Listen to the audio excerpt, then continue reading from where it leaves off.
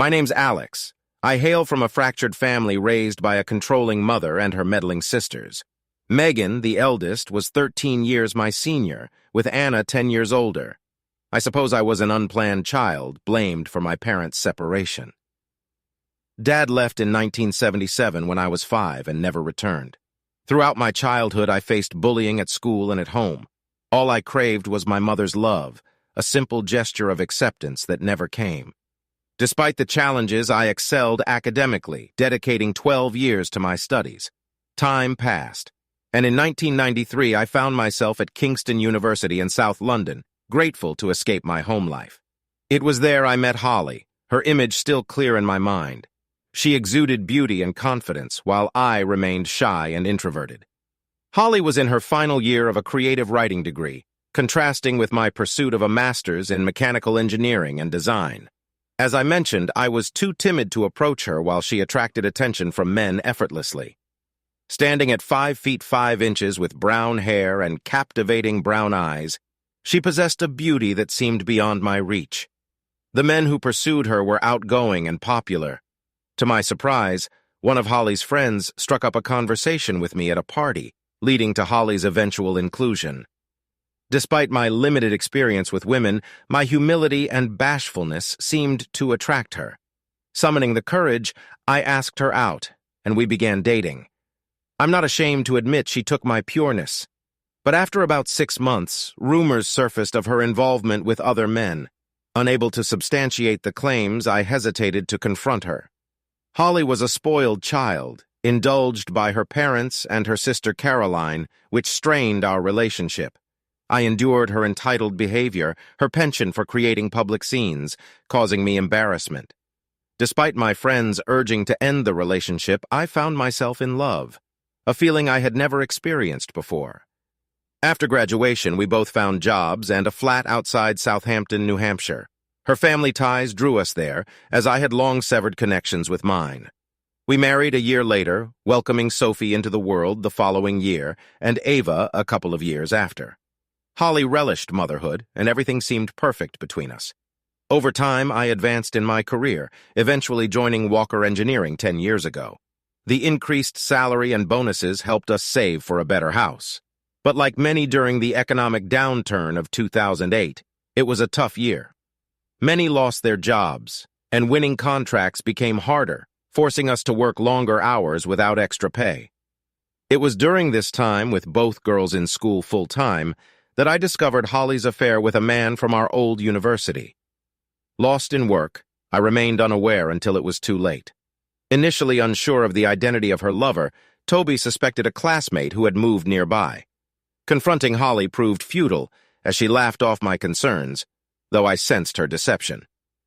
Nonetheless, my stable job and income put me in a good position to buy a nice house.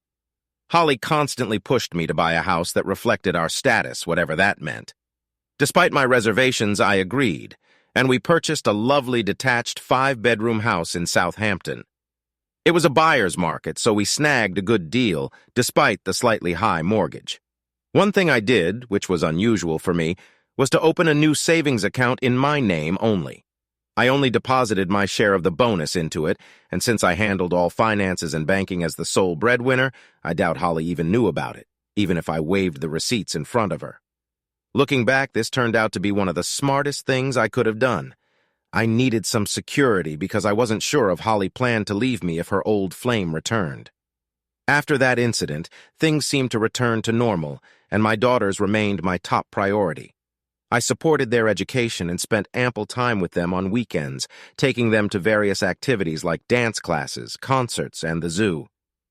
Holly always seemed too preoccupied with her outings with her indulgent and idle friends.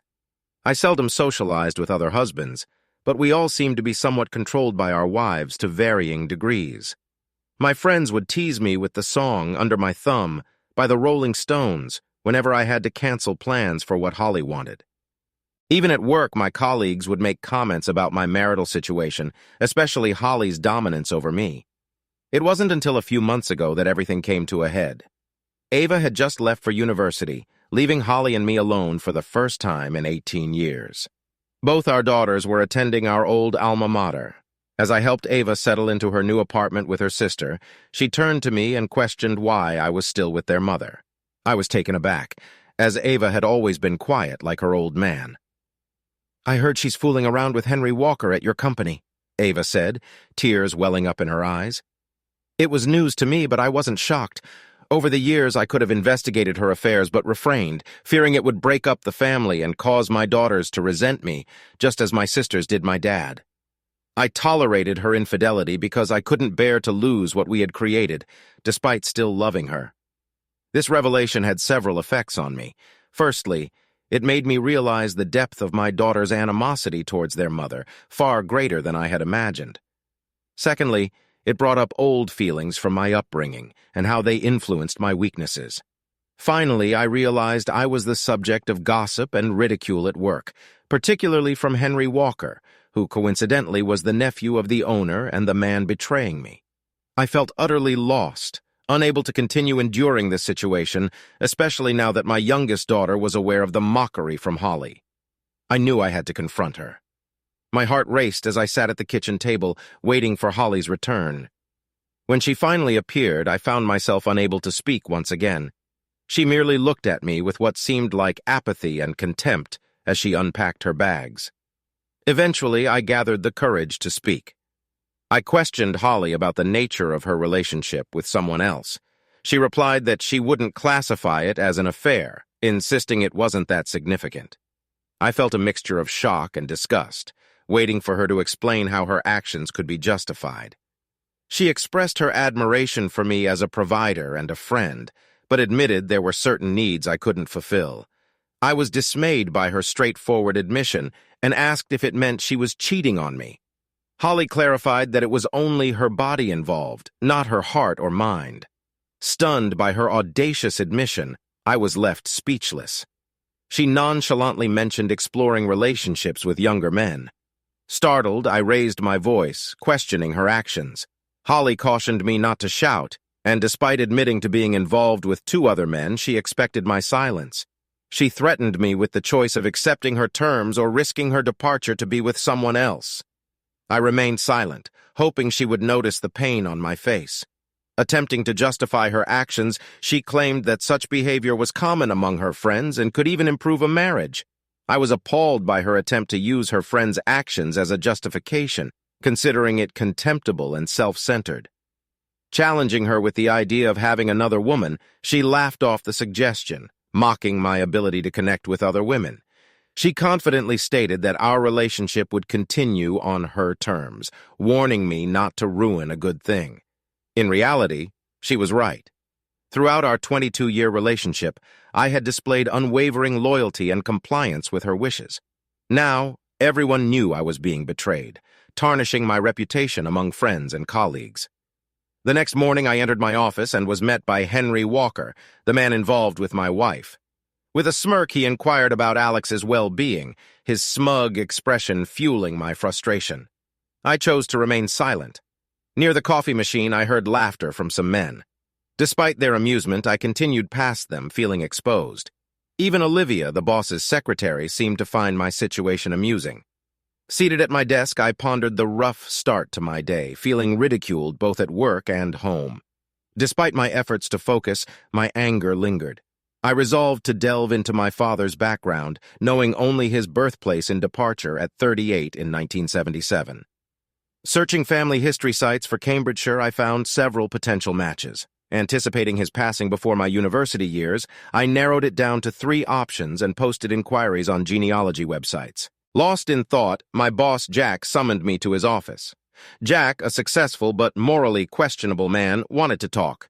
Despite considering leaving due to his behavior, his persuasion and high pay kept me. I discovered his affair with his secretary Olivia, unbeknownst to his 3rd wife. He plainly mentioned hearing rumors about my wife's infidelity. I retorted, mentioning her involvement with my nephew.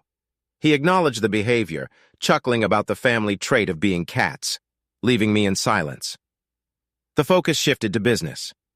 He emphasized the importance of family and warned that if the personal issues affected the business, I might have to leave the company. It was delivered like a strict teacher scolding a child. I bit my lip, noticing Olivia, his eager secretary, lingering by the door, likely gathering information to share with her friends. As I turned to exit, I couldn't help but wonder why a young woman like her would involve herself with an older man like Jack Walker. Passing by her, I heard more snickering, prompting me to lower my head and walk away. As the door closed behind me, laughter erupted, clearly directed at my expense. Returning to my office, I realized my presence there served no purpose.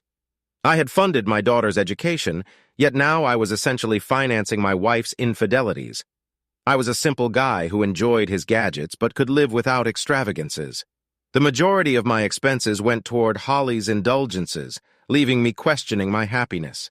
It was my haven for creativity and success.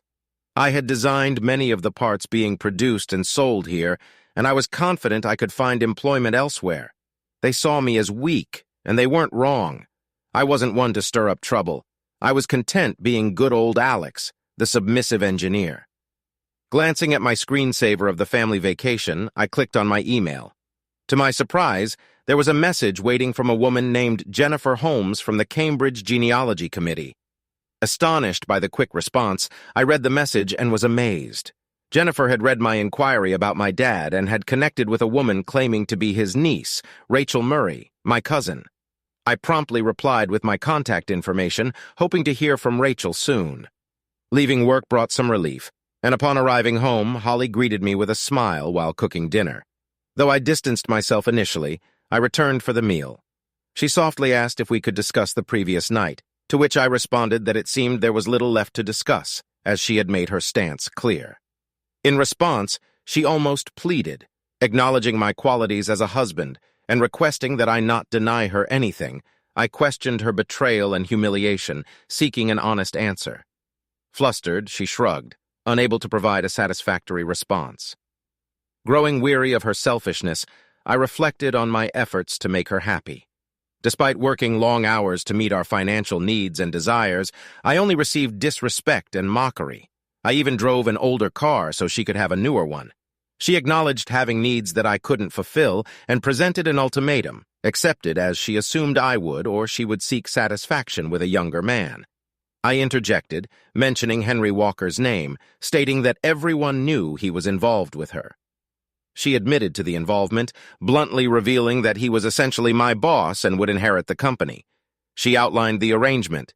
He fulfilled her needs in bed, and if I didn't comply and accept, she would leave me, and he would provide everything else she wanted and needed. As usual, I said nothing and simply rose from my seat, retreating to my study. Tears flowed, and I wished to be anywhere but here. As the phone rang, I answered to hear an unfamiliar voice on the other end. It was Rachel. We conversed for about an hour, and when I hung up, everything else faded from my mind, and I wore a huge smile. Rachel was thrilled that I had decided to explore my father's past and had much to share. I discovered that my mother had indeed forced my father out of the house, deceiving me throughout my childhood. Sadly, he passed away in 1983 when I was just 11. He succumbed to drinks poisoning, and my grandmother always blamed my mother for his behavior and mental state. Rachel informed me that after leaving us, he yearned to reconnect with me but was prevented from doing so. We arranged to meet over the weekend at her home in Cambridge. I was excited, knowing the break would be beneficial. The remainder of the week dragged on. Things at home remained unchanged, and at work I was continually ridiculed behind my back. Henry and his friends found it amusing to hang a pair of underwear on my office door. I glanced at Olivia, but she remained silent. Enclosed in the underwear was a post-it note that read, "Please return to your wife." I was shattered. I sat at my desk and wept once again that day. I wanted to blame everyone but myself. I couldn't wait. When Saturday came, I informed Holly that I was visiting a friend in London, and she seemed indifferent to my plans. I suspected she would be unfaithful, so being away made it easier for her. The journey to Cambridge proved stressful, and I arrived at Rachel's house an hour later than expected. Surprisingly, she welcomed me with the warmest hug I'd received in years, seemingly unfazed by the delay. I met her husband Greg and their children Grace and William, after which we dove into discussions about my father and newfound family. Rachel's warm and selfless demeanor was evident as she and Greg conversed animatedly, often finishing each other's sentences, eager to share our family story. Joined by David and Lucy Price, my cousin and Rachel's brother, we bonded well, exchanging insights about my father and family. After lunch, we took a short trip, affording me time to reflect. Upon our return, David and I discussed our jobs and family lives, and for some reason I found myself confiding in my new cousins. They offered unwavering support, advising me not to tolerate my current situation. Leaving Cambridge, I felt a renewed perspective. Having endured numerous lies and mistreatment, the kindness and honesty shown by my newfound family gave me hope. I realized I needed to reclaim happiness not only for myself, but also for my daughters, friends, and this new family. Returning home at 8 p.m., I found Holly getting ready to go out. I inquired about her plans, and she replied that she was going out with her friends. Catching her off guard, I mentioned her second paramour, Max. She pleaded for me to stop bringing it up, seemingly indifferent to my feelings. I urged her to stop and be my wife. Dismissing my concerns, she insisted that she was and always would be my wife. She asked me not to deny her pleasures, promising to make life easy for me, and assured she would be back by midnight. Ignoring my pleas, she continued to threaten, attempting to embrace me as I turned away. Unfazed, she grabbed her Prada handbag and headed for the door. Asserting my position as her husband, I sternly asked her not to proceed with her plans. She paused, looking at me as if questioning my authority before bursting into laughter. Mockingly, she asked what I would do, asserting that I would never have the courage to leave her, and predicting that I would always be there for her. Crestfallen, I dropped my head, realizing I had been a fool for far too long, catering to her selfishness while neglecting my own needs. It was time to end the charade and make plans for change. I wasted no time in taking action. Actually, I began while she was out with Henry or Max, maybe both together. That's likely what she meant by indulging in her desires and having it all. My thoughts fueled my anger, causing me to lose focus. I needed to find a way to eradicate any remaining affection I held for her, and I believe I found a solution. I located the box containing a specific picture of my mom and sisters, the only one I had. Though skeptical, I cut out a picture of Holly's face and pasted it next to them, with no love left for them. Adding Holly's smirking face to the picture might just sever my emotional ties.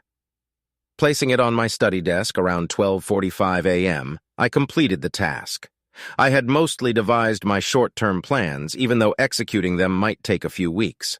Fortunately, I had the luxury of time, as Holly wasn't anticipating my departure, though uncertain and requiring assistance.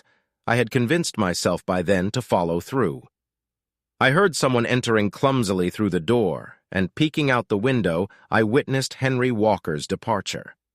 As I heard her ascending the stairs, I hastily cleared my browsing history, resolving to use incognito mode henceforth. After she retired to our bedroom, I descended the stairs to brew some coffee. Reflecting on my future away from here, especially without my daughters, I found it tolerable. Deciding to relocate closer to my daughters come Monday morning, I headed to work resolved not to exert myself any longer. Unperturbed by the snide remarks and laughter directed at me, I arranged a bank meeting for 1 p.m., utilizing the time before to review my finances. Though a gamble, if successful and with the right support, I'd emerge relatively unscathed. The meeting proceeded as planned, allowing me to close my savings account and remove my name from our joint account. With a tidy sum in hand, I shut down the savings account for cash. En route back to the office, I stopped at a PC World, purchasing 2 digital voice recorders, a 500 GB USB 3.0 tough drive, and a new PC hard drive. Upon returning, I commenced accessing the company's private customer files, a task that took me an hour to crack Jack's password, ironically his wife's name, and his 6-digit birthday.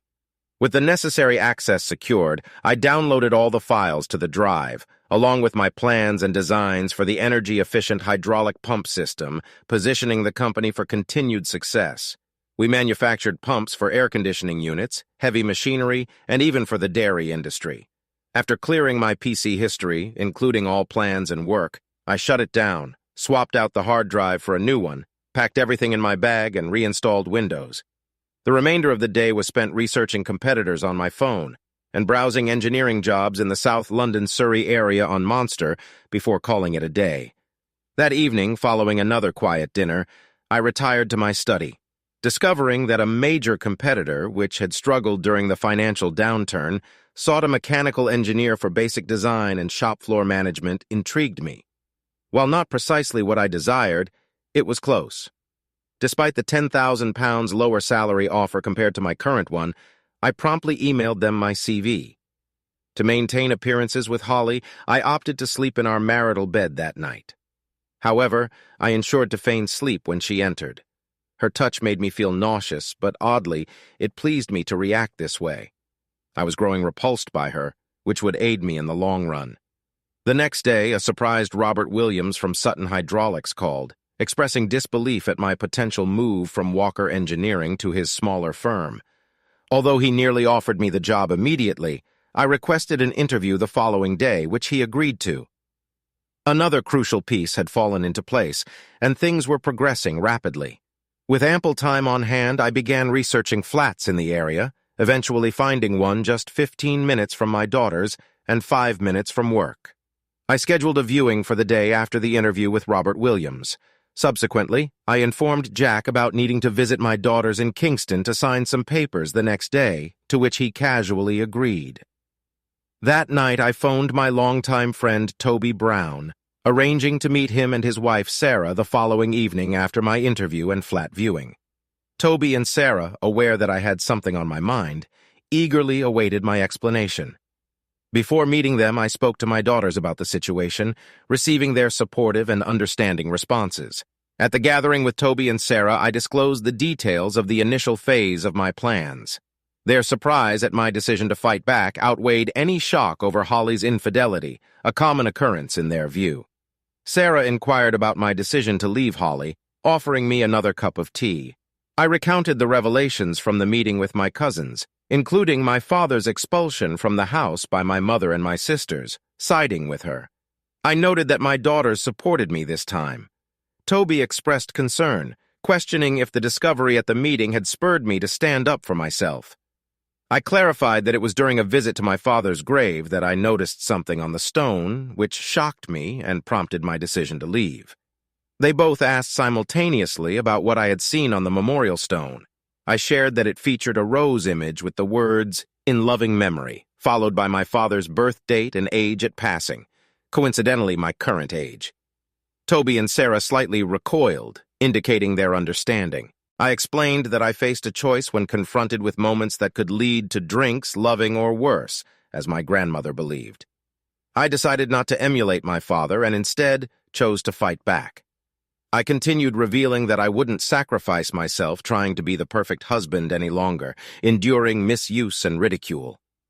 I confessed to my friends, feeling vulnerable about how low I had sunk.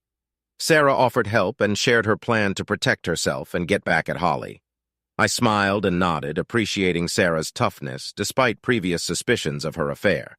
Explaining my financial strategy, I shared that in 2008, I established a separate savings account, depositing all my bonuses and extra cash.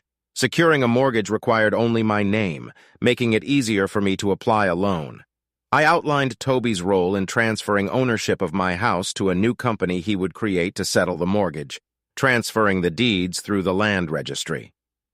Toby voiced skepticism about the plan, but I assured him that Holly wouldn't have the means to contest it. I pointed out that her religious parents, upon discovering her infidelity, would prioritize their principles over supporting her. They agreed, and even offered to help cover the mortgage, allowing me to delay payment. On my way home, I visited the local Land Rover dealership, where I negotiated to trade Holly's car for the latest model. We terminated the payment plan for the Range Rover Sport she had, benefiting the dealership from reselling it. I assured the dealer that I would return for my own upgrade, knowing he could recoup the cost of Holly's car by selling it as practically brand new. I apologized for any inconvenience, but explained that the prospect of selling me an expensive new Range Rover more than compensated. Upon leaving, I picked up a 2016 brochure, not for myself, but for Holly. Upon arriving home, she sat in the lounge, nursing a coffee, and looking pale. I removed my jacket and tossed my bag onto the floor, preparing to enact the second part of the plan. I expressed my love for Holly and my desire for her to have the best. I declared that I would trade in her car and buy her a new 2017 model, pointing to it in the brochure. Expressing her enthusiasm, she exclaimed that she loved the new car, unaware of my plan. She acknowledged my ability to make her feel better, mentioning the only hiccup being that they already had a buyer for my car. She proposed taking it to the dealership by Friday afternoon, leaving work early for the task. She suggested I use her car for the weekend to visit my lovers, causing her to recoil at the final remark, a look of shock and confusion crossing her face. Inquiring about what was wrong, I prompted her to address the situation. She mentioned nothing specific, but asked if I was still upset about our arrangement. I clarified that it was not our arrangement, but rather hers, emphasizing that I had no say in it. I questioned if I had no choice but to accept it, hoping for a response. She simply nodded, appearing as if she had asserted her dominance, and I had surrendered. Despite the circumstances, she declared that she loved me, expressing genuine concern. I said nothing in reply and walked off into the kitchen. My phone began to ring, so I headed out to the back garden to take the call. Toby confirmed the money had been transferred. I was good to go the next day. Without delay, I entered the bank and was shown into the mortgage specialist's office. An hour later, the mortgage was paid off, and all my remaining accounts were closed. I walked a few doors down and opened a new account with another bank. I was content, knowing I wouldn't have to pay anything again unless Holly pursued legal action and took me to court. My smile faded. The next day, I contacted the land registry and completed the appropriate online application. With all the details of Toby and Sarah's new company, within 10 minutes of applying, I received a confirmation email stating it would take 3 to 5 days to complete. Once done, I would simply hand over the deeds to Toby, and he could register the property to his company. That same day, I knocked on Jack's door. Olivia was with him as usual. Fridays were typically when he had his way with her, and I believe I interrupted their closeness activities. She left us alone. Placing my resignation on his desk, he looked up at me with that stupid smirk on his face. He inquired about the document in my hands. I replied that it was my resignation and expressed the belief that leaving immediately would be best, considering the situation with our families. I suggested that he might not want me around for too long. He appeared dumbstruck by the news. I boldly requested that my P45 be ready by Monday and emphasized not mentioning my departure to anyone Holly didn't know. He pleaded pathetically, insisting that they needed me. I countered by saying they apparently needed his nephew more. I informed him that I would return on Monday to collect the last of my things. Discreetly, I pretended to drop a pin from my pocket, using the opportunity to remove a digital recorder from my sock. Constructing a pin for it, I hit record, and discreetly placed it under the seat and into the wooden frame as I stood back up. Concluding the conversation, I mentioned having things to do and left his office. As a parting shot, I told him not to come crawling back when he's broke, suggesting that the only thing keeping his cheating wife with him was his money. I smiled, knowing that it hit a nerve. Turning, I left his office, and an hour later I drove home, picked up Holly's car and logbook, and dropped off her car at the dealership. John Reeves kindly offered to drive me home, and I accepted gratefully. When I got home that night, Holly was sitting at the kitchen table with big red bags under her eyes. I knew she had been crying. I asked her what happened. Reluctantly, she told me she had contracted gonorrhea. I laughed. Oh, did I laugh? She just glared at me. He suggested taking the medications to get back to normal, and the tension in the air was palpable. That night, for the first time in months, I slept well. The next morning, I slept in the spare room and felt refreshed. The good night's sleep had done wonders for me. I entered our bedroom and gently woke Holly, explaining that I was giving her space to rest and recuperate. Holly expressed a belief that I found her disgusting, to which I remained silent. Tears started streaming down her cheeks as she admitted to messing up big time. She professed her love for me and expressed a desire for me to get better. Initially, I felt sympathy for her, but it vanished quicker than expected. That surprised me. It dawned on me then that I had lost all affection for the woman I had been married to for 21 years. Could love truly fade away so swiftly? Apparently so, because I was done, and her situation did nothing to sway me.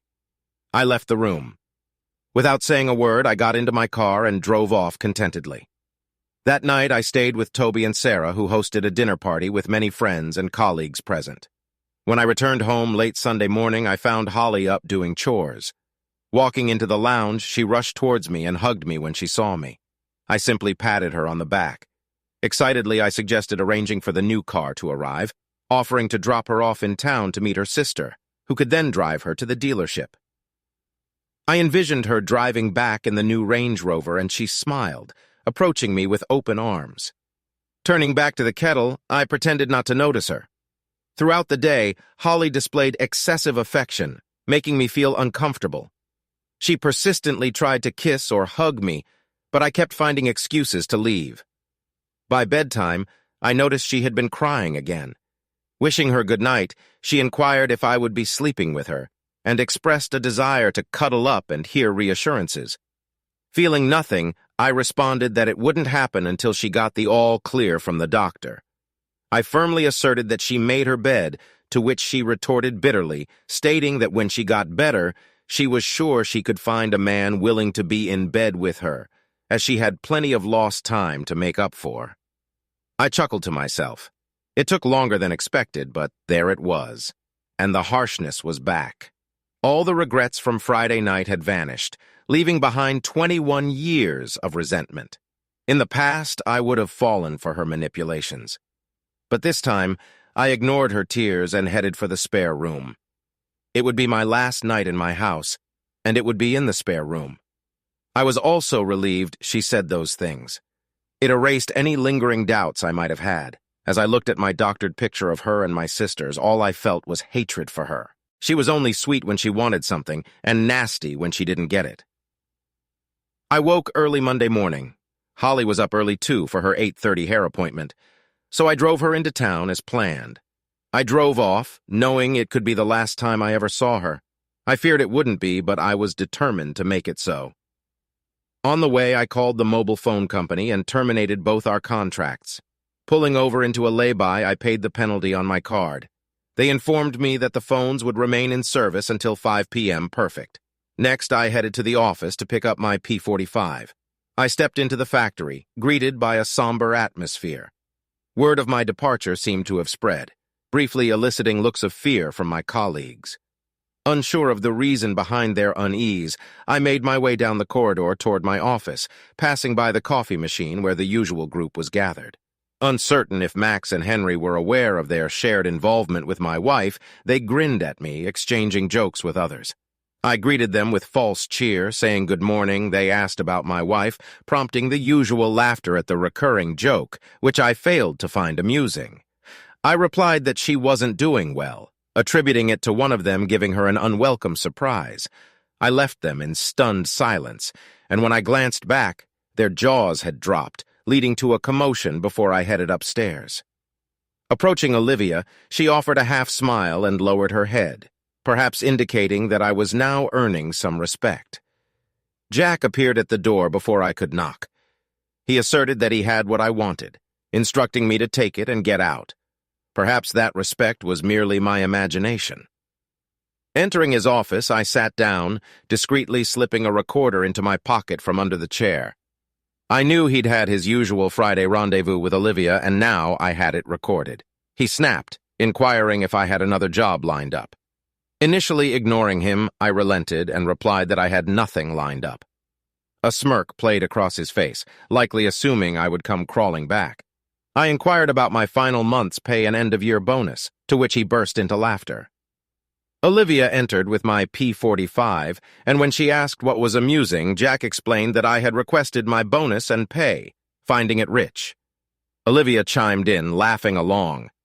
Deciding to join in, I responded with laughter, causing them to pause and stare at me incredulously. Olivia questioned why I was laughing, and I retorted, asking her why she let the old man take advantage of her every week. My laughter intensified, and they froze, with Olivia's eyes widening as Jack flushed with rage. In response to Jack's anger, he spat out, calling me a scoundrel and instructing me to get out of his office and his company before he had the boys drag me out by my ears. Chuckling, I exited, collecting the last of my belongings from my office. Still laughing to myself, I arrived home, unloaded the back seats, opened the trunk, and entered the house. Surveying the rooms, I pondered what to take with me. Retrieving a few Romero Brito artworks, I wrapped them in plastic, found in the garage, and loaded them into my car. I went around the house collecting various items, then emptied my wardrobe upstairs. I secured all my important paperwork, including the girls' birth certificates and my wedding certificate, from the safe. Utilizing a loft ladder, I retrieved my old belongings, including my degree and family photos. In the master bedroom, I gathered all the jewelry I had gifted Holly over the years, totaling over 10,000 pounds in value. I also took all the handbags, shoes, and expensive coats I had purchased. In fact, the entire wardrobe was my acquisition, so I claimed it all. Given my meticulous record-keeping for insurance purposes, it would prove beneficial when selling everything. After finishing packing, I realized I'd need a TV, so I grabbed that along with my movie collection and the Blu-ray player. By now, my car was too full. I decided to ditch all of Holly's clothes and a few other unnecessary items, including some of my old clothes. Anumi would need a new wardrobe, and the girls would gladly help me out.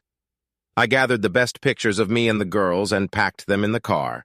No real rush, since Holly wouldn't be back until after 2 p.m. Took a moment for a cup of tea. A must-have, I believe it's in the Magna Carta, called the TV company, and canceled the satellite phone and internet.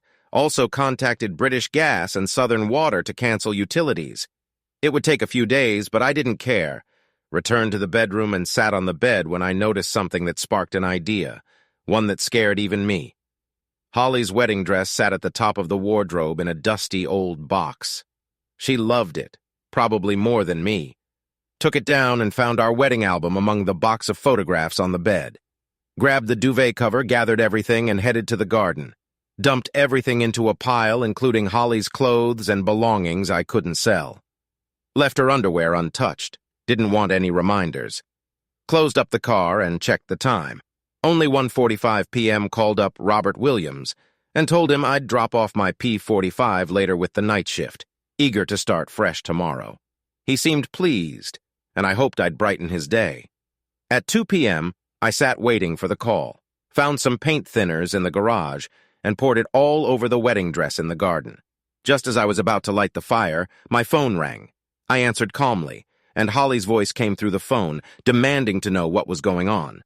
I replied sarcastically, asking her what she meant. Insisting that I shouldn't play dumb, she continued to question me. I asked her to calm down and inquired about what was happening. There was silence, and I could hear her heavy breathing and what sounded like her sister in the background. She mentioned that she had been told I didn't get her a new car but sold hers instead. Teasingly, I mentioned that I might have forgotten to mention that. She started to sound panicked, asking what was going on. Remaining calm despite my racing heart, I informed her that from now on, if she wanted a car, she could pay for it herself. She yelled in response, expressing confusion and frustration. I reiterated that she heard me just fine and added that I needed to tidy up the kitchen. She questioned if it was some kind of sick joke, to which I said nothing. She declared that we would talk about it when she got home, expressing her dissatisfaction with being pranked. I remained silent. I hung up the phone amidst her continued screams of my name. Stepping outside, I struck a match and ignited the pyre. Our history went up in flames as I walked away. Retrieving our marriage certificate from my pocket, I tore it into shreds and left it on the kitchen table, alongside a lone photograph of us at Disneyland, capturing happier times. I wondered if she reminisced fondly about those moments, too. Sliding into my car, I drove off. Approaching the end of the street, I glimpsed Holly and Jennifer in my rearview mirror rushing into the house without a glance upward. With a smile, I powered off my phone and drove on. By 4 p.m., I reached Sutton. Deciding I had time, I visited a nearby phone shop to set up a new mobile contract. Additionally, I caught the admin team at work to handle my P45 and met Freya, my new secretary, who, unlike Olivia, exuded professionalism despite her youth. Returning to my empty flat, I brewed a cup of tea with a kettle borrowed from home. I unpacked and ordered pizza for dinner. Checking my old phone, I found it disconnected. A smirk crossed my lips, knowing Holly was now phoneless too, affording the girls some respite before my inevitable contact. Setting up my sleeping bag in the lounge, I awaited dinner. Furniture would arrive over the weekend, but for now, I relished the distance from Holly. Switching on my laptop, I accessed recordings from Jack Walker's office, revealing his affair with Olivia. After uploading the evidence, I made copies on USB sticks, addressing them to Jack's wife, Margaret, and Olivia's boyfriend, Peter. I planned to mail them the next day. Lastly, I phoned my daughter Sophie to update her, cautioning against informing her mother of my whereabouts, which she hadn't done yet, given Holly's lack of communication means. Over the following week, I furnished my flat and began diverting customers from Walker Engineering to Sutton. Despite a few loyal to Jack, most preferred our offerings, leading to Walker's loss. I anticipated Jack's discovery of the reason for his business to climb, but remained indifferent. With utilities cut off at my former home, Holly would realize my absence as she struggled with bills. Toby initiated the home sale process, backed by Sarah's enthusiasm, and by week's end, signs adorned the property. During this time, Eva contacted me, revealing Holly's relocation to her parents' home, where disapproval lingered over her infidelity. Holly seethed with rage toward me, which oddly gratified me, though I knew the saga wasn't over. By the weekend, Toby and Sarah hosted another successful dinner party, offering a moment of respite from my escape plan. Sunday brought promising news. After just a week on the market, I received 2 serious offers for £550,000, one of which I accepted immediately. Preparing for the completion, I arranged ISAs for the girls and investments, ensuring Toby was compensated and securing a portion in cash for my safety. Protecting myself remained a priority. As the week progressed, Toby's news that the sale could move swiftly filled me with delight. I promptly reached out to a removal company, tasking them with clearing out my former home. Meanwhile, the girls contacted their mother, who responded with heightened anger and threats. Assuring the girls that the turmoil would soon end, I offered them solace.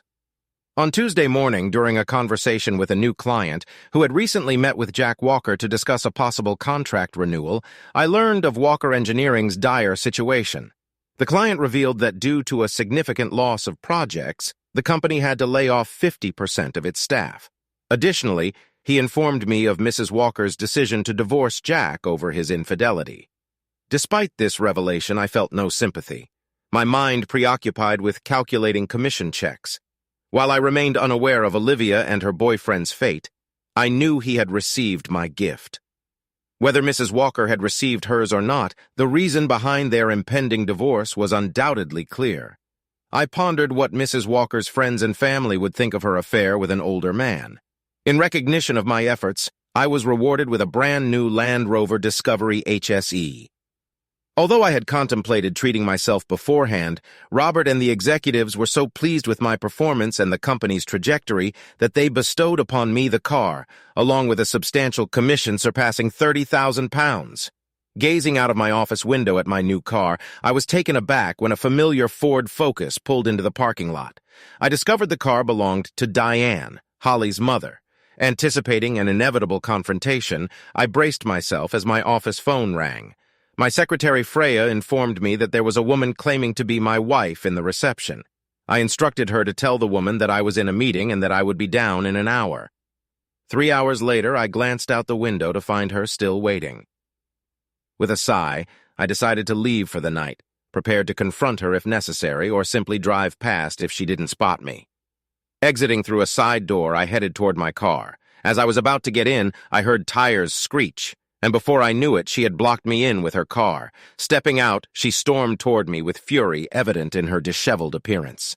Clearly distressed and clad in worn-out clothes that appeared to be her sister's, her unkempt hair added to her disarray. "You damn idiot!" she screamed, attempting to slap me but missing her mark. Fueled by rage, she demanded retribution. Urging her to calm down, I invited her to sit in the car with me. Surprised by the sight of the new car, she expressed her financial struggles and pleaded for my return. I informed her that since I couldn't fulfill her needs and didn't match up to her younger lovers, I felt redundant in her life. She then pleaded for me to come home, expressing a desire to move past the situation and forgiving me. I couldn't believe my ears and asked if she was kidding. She affirmed that she forgave me for wrecking her things and her life. Questioning her forgiveness, I pointed out the open cheating, disrespect, and her nerve to claim forgiveness. I stated firmly that I would never be with her again and coldly suggested she go be with one of her lovers. She mentioned that her friends treated her differently now that they were separated and their husbands questioned their fidelity. While acknowledging some responsibility for her misfortunes, I still sympathized with her. She admitted to facing consequences for her actions, having squandered a good life due to greed and disrespect. Despite this, I knew I had to move forward. She pleaded for me to come back into her life, claiming to have nothing left. She inquired about her share of the house and mentioned her need for a divorce. I pointed out that she had never once said she loved me, stating that she just needed me. But I didn't need her. I disclosed that I had defaulted on the mortgage and lost the house, admitting to lying. Her reaction was one of shock, and I understood the purpose of her visit. Declaring my desire for a divorce, she pleaded desperately, claiming to love me. After over 20 years together, she pleaded, acknowledging a mistake and claiming severe punishment. I emphasized that it was a huge, unforgivable mistake, stating firmly that I would never return to her. She screamed and begged, filling the car with her cries. Offering a proposition, I suggested a clean break and offered 30,000 pounds in cash if she agreed. Her demeanor changed and she became resolute.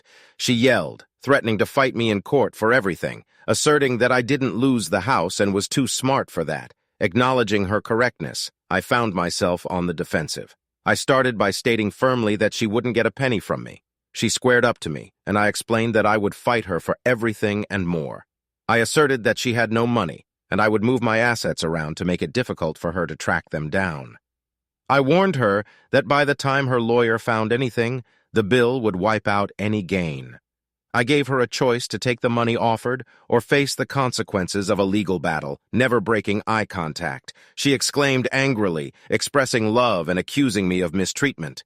She continued, stating that thanks to her, our girls would thrive, contrasting their future virtues with her perceived shortcomings.